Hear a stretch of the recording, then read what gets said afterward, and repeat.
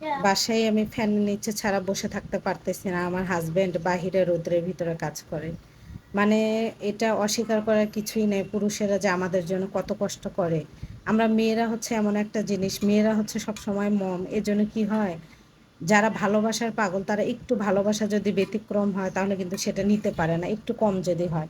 আর স্বামীর অবহেলা বা স্বামীর কটুকতা তো আরোই নিতে পারে না। কেন? মেয়েরা সব থেকে স্বামীকে বেশি ভালোবাসে। এটা আমরা স্বীকার করি বা না করি, এটা স্বীকার অবশ্যই করতে হবে পুরো মেয়ে জাতিকে, যে পুরুষেরা তাদের সারাটা জীবন পরিশ্রম করে যায় শুধু আমাদের জন্য। এটা কিন্তু একদম ইতিহাসের সত্যি একটা বাস্তব কথা। পুরুষের সারা জীবনের ইনকাম, শ্রম সবই কিন্তু শুধু আমাদের জন্য বা বাচ্চাদের জন্য। হ্যালো এভরিওয়ান, আসসালামু আলাইকুম। কেমন আছেন সবাই? এই গরমের ভিতরে বাইরে এত রৌদ্র, আমি বাইরে যাব এটা ভেবেই আমার কান্না পাচ্ছে জানেন। আর আমার হাজব্যান্ড এই রৌদ্রের ভিতরে এত কষ্ট করে, কি বলবো, শুধু আমাদের জন্য পেটের দায়ে। শুধু আমার হাজব্যান্ড না, যারা আমাদের থেকে নিম্ন পর্যায়ের মানুষ আছে তাদেরও কিন্তু সেম একই কষ্ট। পুরুষদের সারাটা জীবনই হচ্ছে বাহিরে কাজ করতে করতে শেষ হয়। আমরা মেয়েরা কি হয় জানে, একটা সময় জব করলে, আবার বাচ্চা হলে বা বাচ্চা কাচ্চা বড় হয়ে গেলে তাদেরকে স্কুলে নিয়ে যেতে হয়। এমন টাইমে কিন্তু অনেক মেয়ে আপুরা আছে জব ছেড়ে দেয়, কিন্তু পুরুষরা দেখেন, আপনি, সে যতদিন বেঁচে আছে, আল্লাহ যতদিন শরীর ভালো রাখছে, সুস্থ রাখছে, তাকে কাজ করে খেতে হবে। এটা ইতিহাসের চরম সত্যি কথা। কেন, পুরুষকে বানানোই হয়েছে ইনকামের জন্য, আমার মনে হয়, তাকে শ্রম দেওয়ার জন্য।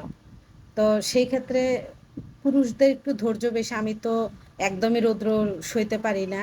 আর উনি তো একদম রেডি হয়ে গেছে, মানে এটা দেখেন, আমাকে শুধু বলছে যে একটা মুরগি আইনো, এটা যেতে আমি 100 বার ভাবতেছি। আর আমার হাজব্যান্ড সকালে উঠে কিন্তু কাজে চলে গেছে।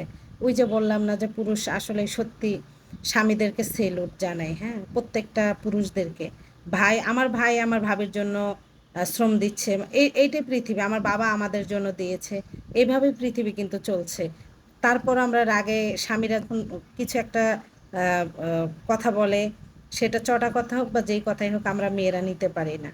এজন্য আসলে এই ভিডিওর মাধ্যমে প্রিয় মানুষদের কাছে ক্ষমা চাই। অনেক সময়ের আগে অনেক কিছুই বলে ফেলি, ক্ষমা করে দিবা। তোমরা আমাদের জন্য অনেক কষ্ট করো।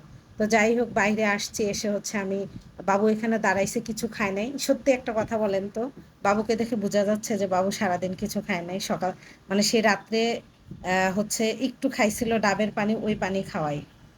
তো হচ্ছে বাবুকে দেখে, দোকান দেখে বলতেছে, মা আমি জুস কিনবো, তো একটা জুস কিনে দিলাম, ছোট্ট একটা জুস।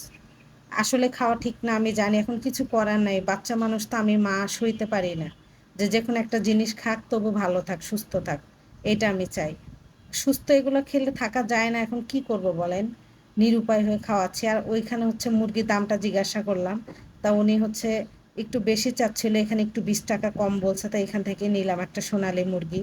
আগে আরও দাম কত কম ছিল, আগের মতো আর কখনোই দাম যাবে না। তো যাই হোক, মুরগি নিলাম, নিয়ে হচ্ছে দাঁড়িয়ে আছে। আর একটা মুরগি কি কাজ করছে জানেন, দেখ ও কিভাবে টয়লেট করছে। আমি একটু সামনে আগাচ্ছিলাম ভিডিও করার জন্য, একটুর জন্য আল্লাহ আমাকে বাঁচাইছে, না হলে আজকে আমার কাপড় নোংরা হয়ে যেত। মুরগি এত দূর টয়লেট করছে। তারপর যাওয়ার পথে ভাবছি কি যে পরোটা নেই, বাবুকে খাওয়াবো। তো পরোটা আমি কিনছি ঠিকই, বাবু কিন্তু খায় নাই। বাসায় যেয়ে বাবু আর খায় নাই, অযথা নেওয়া হয়েছে। তো পরোটা নিয়ে বাসায় যাচ্ছি। তো যাই হোক, সবাই ভালো থাকবেন, সুস্থ থাকবেন। দেখা হচ্ছে নেক্সট ভিডিওতে। আল্লাহ হাফেজ।